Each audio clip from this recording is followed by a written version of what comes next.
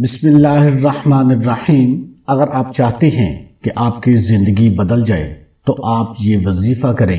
یہ وظیفہ کرنے سے آپ کی تمام حاجات اسی وقت پوری ہو جائیں گی۔ یہ اتنا طاقتور عمل ہے کہ فقیر کو بھی بادشاہ بنا دے گا۔ آج کا وظیفہ بہت ہی خاص اور مجرب ہے۔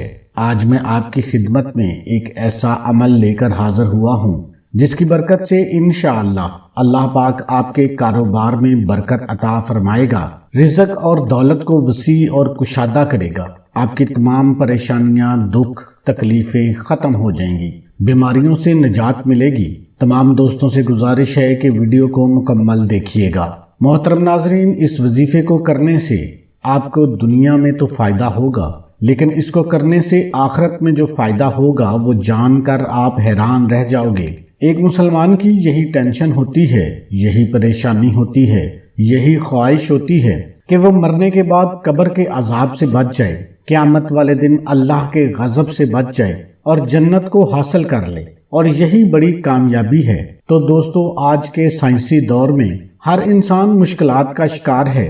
کچھ واقعات غیر ارادی طور پر ہوتے ہیں اور کچھ ارادتاً کیے جاتے ہیں۔ ان غیر معمولی واقعات کے ذریعے انسان رکاوٹوں اور گردشوں کے چکر میں پھنس جاتا ہے اور اپنا تمام اثاثہ، صحت، روپیہ، تعلقات، محبت اور ذات داؤ پر لگا دیتا ہے۔ اسے اپنے آپ پر شک ہونے لگتا ہے۔ شادی، کاروبار، رشتہ نہ آنا، رشتہ داروں کی مخالفت، جلد شادی کا نہ ہونا، کاروبار چلانا لیکن نہ چل پانا، مخالفتوں کی روک ٹوک، شیطانی اثرات، کیا کسی نے کچھ کروا تو نہیں دیا، یا میرے ہی ساتھ ایسا کیوں ہوتا ہے؟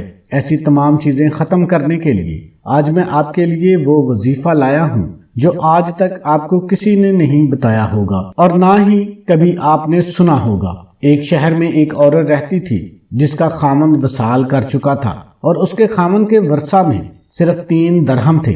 اس بیوہ کو کافی مشکلات کا سامنا کرنا پڑ رہا تھا۔ اس نے وہ 3 درہم پکڑے، بازار میں جا کر ایک اون دیکھا اور اس کو پسند آیا تو اس نے اون کو خرید کر گھر لے آئی۔ چند دن گزرنے کے بعد اس نے اس اون کو بیچ دیا جس سے اس کو 5 درہم ملے۔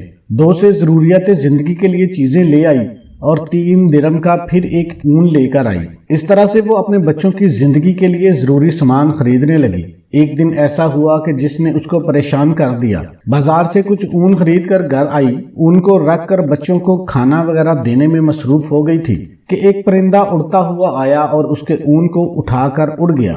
وہ اون اس عورت کے رزق کا ذریعہ بنا ہوا تھا۔ وہ بہت زیادہ پریشان ہو گئی اور کہنے لگی کہ اللہ میرے رزق کا یہ بھی ذریعہ ختم کر دیا ہے، اب میں کیا کروں گی اور کیسے اپنے بچوں کا پیٹ پالوں گی؟ وہ سیدھی حضرت داؤد طائی کے پاس تشریف لے گئی اور ان کو اپنا سارا قصہ سنایا اور پوچھا اللہ اتنا ظالم کیسے ہو سکتا ہے؟ حضرت داؤد طائی اس عورت کی کہانی سن کر ابھی حیران ہو رہے تھے کہ دروازے پر کسی نے دستک دی۔ دروازے کو کھولنے پر 10 آدمی کھڑے تھے۔ آپ نے ان آدمیوں سے پوچھا کہ کیا مسئلہ ہے؟ انہوں نے بتایا ہم سمندر میں سفر کر رہے تھے کہ اچانک ہماری کشتی میں چھوٹا سا سوراخ ہو گیا اور کشتی میں پانی بھرنے لگا۔ ہمیں اپنی موت کا یقین ہو گیا تھا۔ ہم سب نے مل کر اللہ سے دعا کی کہ اے اللہ ہم سب کو اس مشکل سے نکال دے، تو ہم سب مل کر 10,000 درہم صدقہ کریں گے۔ ہم اللہ سے یہ دعا کر رہے تھے کہ ہماری کشتی میں کسی پرندے نے اون کا گولا پھینک دیا۔ ہم نے اس اون کے گولے کی مدد سے کشتی کے چھوٹے سے سوراخ کو بند کیا اور اس کے اوپر ایک صندوق رکھ دیا۔ اللہ اللہ کر کے ہم کنارے پر پہنچ گئے۔ اس طرح ہم اس مشکل سے نکل کر آپ کے پاس یہاں آ گئے ہیں۔ یہاں پہنچتے ہی ہم نے کسی بزرگ کی تلاش شروع کر دی تاکہ ان کے ذریعے سے ہم اپنا صدقہ کسی مستحق کو پہنچا سکیں۔ ہم تو یہاں کسی کے بارے میں علم نہیں تھا کہ ہم نے کسی ایک بزرگ آدمی کا نام دریافت کیا تو انہوں نے آپ کا نام ہم کو بتایا، اس لیے ہم سب آپ کے پاس آئے ہیں۔ یہ لیں 10,000 درہم اور جس کو آپ ان کا مستحق سمجھتے ہیں اسے یہ رقم عطا کیجیے۔ حضرت داؤد طائی نے ان لوگوں کی باتیں سن کر بہت حیران ہوئے اور ساتھ ساتھ بہت خوش بھی ہوئے۔ حضرت داؤد نے 10,000 درہم پکڑے اور پاس ہی بیٹھی اس عورت کو دے دیے اور اس سے کہنے لگے دیکھو اب بتاؤ ہمارا رب رحم دل ہے یا ظالم؟ بیوہ خاتون داؤد طائی کے چہرے کی طرف دیکھتی رہی اور رو رو کر اپنے رب کائنات کا شکر ادا کرنے لگی۔ تو ہم کو چاہیے کہ اللہ کی ذات پر بھروسہ کرے اور اس کی ذات پر یقین رکھیں۔ وہ ہر کسی کو اس کی طاقت سے زیادہ نہیں آزماتا۔ حضرت داؤد طائی اپنے وقت کے بڑے اللہ کے پیارے بندے تھے۔ آپ کو آپ کی رحم دلی کی وجہ سے لوگ یاد کرتے تھے۔ آپ اللہ کے بڑے ولی اور خدا ترس انسان گزرے ہیں۔ 20 سال تک آپ امام اعظم کی خدمت میں صرف کر کے علم سے فیض یاب ہوتے رہے۔ آپ امام صاحب کے سب سے بڑے شاگردوں میں سب سے بڑا درجہ حاصل کرنے والے آدمی تھے۔ آپ کا شجرہ نسب حاتم طائی سے جا ملتا ہے۔ آپ 21 صفر 47 ہجری کو ملک شام میں پیدا ہوئے۔ آپ نے زیادہ زندگی کوفہ میں بسر کی۔ کہا جاتا ہے کہ صحابہ کرام رضی اللہ تعالیٰ عنہم سے علم حاصل کرنے والے خوب علم سے مالا مال ہو رہے تھے۔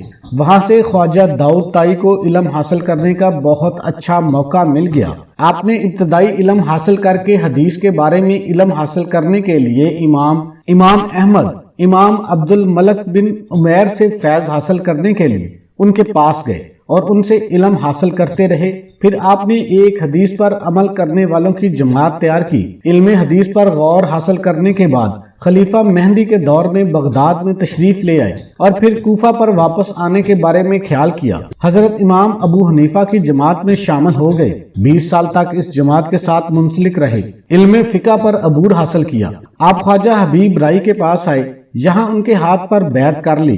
یاد رہے کہ حضرت حبیب رائی حضرت حسن بصری کے مرید تھے۔ ایک دفعہ کا ذکر ہے کہ ایک آدمی آپ کی خدمت میں حاضر ہوا اور کہنے لگا کہ آپ کی چھت کا ایک چھتیر ٹوٹ گیا ہے۔ آپ نے کہا، اے میرے پیارے، میں نے 20 سال سے اپنی چھت کی طرف نظر ہی نہیں ماری۔ جب آپ کے والد کا وصال ہوا تو 80 درم اور ایک مکان ورثہ میں ملا تھا۔ وہ درم ساری عمر تک آپ سے ختم نہیں ہونے پا رہے تھے۔ آپ اس مکان کے ایک کمرے میں بیٹھ جایا کرتے تھے۔ جب وہ گر گیا تو تیسرے کے درجے میں بیٹھ کر زندگی بسر کرنے لگ گئے۔ کہا جاتا ہے کہ ایک دن حضرت طائی کی ایک نوکرانی نے کہا کہ آپ کے لیے گوشت کا اچھا سالن بناؤ۔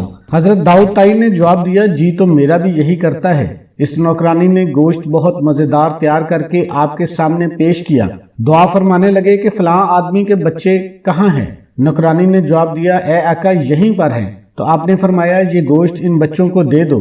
نوکرانی نے کہا، آپ اس گوشت سے کچھ کھا لے۔ تو آپ نے فرمایا، یہ گوشت کھا کر بھی گندگی بن کر کوڑے میں جانا ہے۔ اگر میں یہ کھانا یتیم کو کھلا دوں تو یہ اللہ تعالیٰ کی بارگاہ میں مقبول ہو جائے گا۔ سارا سالن یتیم بچوں کو بھجوا دیا اور خود آپ نے معمول کی خوراک کھا لی۔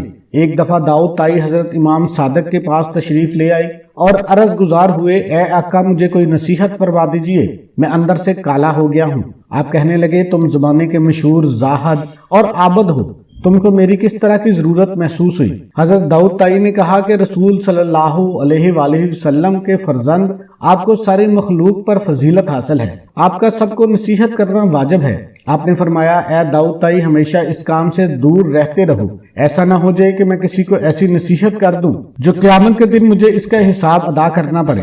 بس یہ بات سن کر داؤد طائی روتے ہوئے فرمانے لگے، اے مرشد، اگر آپ ہی اپنے آپ کو اس قابل نہیں سمجھتے تو میں کس باغ کی مولی ہوں؟ میں زاہد و عابد ہونے پر کس طرح بھروسہ کر سکتا ہوں؟ اور یہ کہ میں اللہ کا نیک آدمی ہوں۔ اللہ نیک اعمال کرنے اور اپنے بڑوں کا ادب کرنے کی توفیق دے۔ ہمیں نبی کریم صلی اللہ علیہ وآلہ وسلم سے بے پناہ محبت عطا فرمائے۔ تو سب سے پہلے اپنے گھر میں نماز کا معمول بنانا ہے۔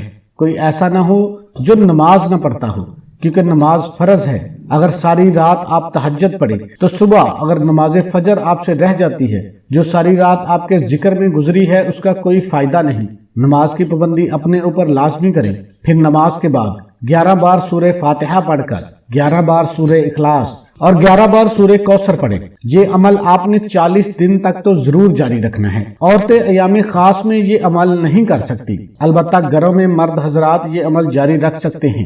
انشاءاللہ جس دن آپ یہ عمل شروع کریں گے، آپ خود دیکھیں گے کہ آپ کا ہر آنے والا دن گزرے ہوئے دن سے مزید بہتر ہوتا جائے گا۔ بس اللہ کی ذات پر امید رکھیں، رب کریم کبھی آپ کو مایوس نہیں کرے گا۔ اپنے اللہ سے یہ مانگتے وقت اپنے گناہوں کو مت دیکھا کریں کہ میں تو بہت گناہگار ہوں، مجھ سے بہت گناہ ہوئے ہیں، تو وہ غفور الرحیم ذات ہے۔ آج آپ توبہ کر لیں، اپنے اللہ کو منا لیں، اس سے صلح کر لیں، اللہ پاک جلد مان جاتا ہے۔ توبہ تو بے شمار واقعات سے بری پڑی ہے۔ لوط علیہ السلام جیسے انبیاء کی بیوی جہنم کا ایندھن بن رہی ہے، تو کہیں فرعون جیسے دشمن دین کی بیوی آسیہ اسلام قبول کر کے جنت میں خاتم المرسلین صلی اللہ علیہ وآلہ وسلم کی زوجہ کا شرف حاصل کر رہی ہے۔ کبھی نبی صلی اللہ علیہ وآلہ وسلم کا سردار چچا ابو لہب جہنم کے پسترین درجات میں گر رہا ہے، تو کہیں بلال رضی اللہ تعالیٰ عنہ جیسے غلام حضور صلی اللہ علیہ وآلہ وسلم کی سواری کی لگام پکڑے